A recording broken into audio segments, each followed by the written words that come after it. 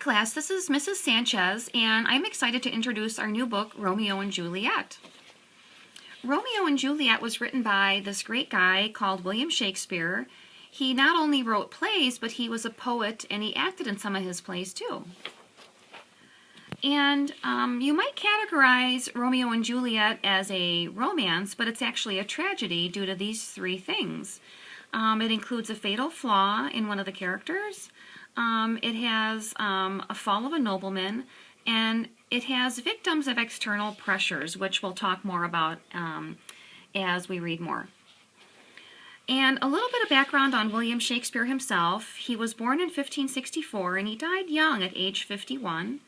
In his lifetime, he wrote a total of 38 plays, not just including tragedies, but some comedies and some histories.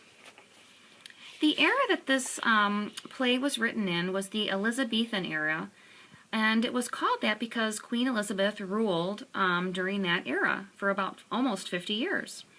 And it was also called the Golden Age. Lots of good things were happening in England. They were exploring internationally. They had expansion internationally. And the arts, like poetry, music, and literature, also were doing really well. And Queen Elizabeth supported all of this.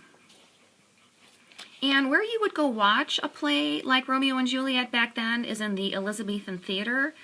And the neat thing about this theater is it's circular, and so everybody can see the stage and everybody could attend. So the wealthier people had seating up here, and the people with less money stood the whole play down here.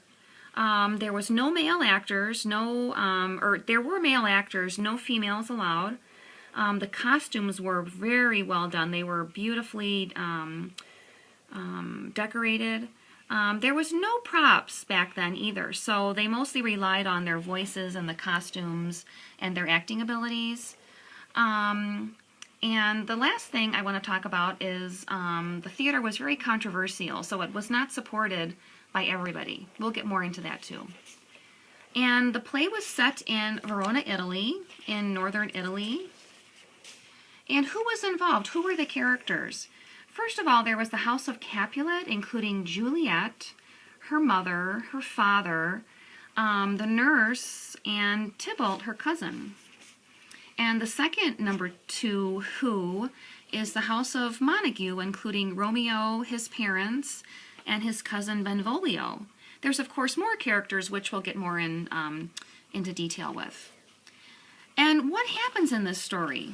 In a nutshell, and I don't want to have any spoilers, but basically, boy meets girl. They realize their families hate each other, but they get married anyhow. And finally, in this paper slide video, I hope you've learned a little bit more about the characters, the era in which this was written, and a little bit about Shakespeare himself. Thanks, class. This was created by your teacher, Mrs. Sanchez, and I hope you enjoyed this.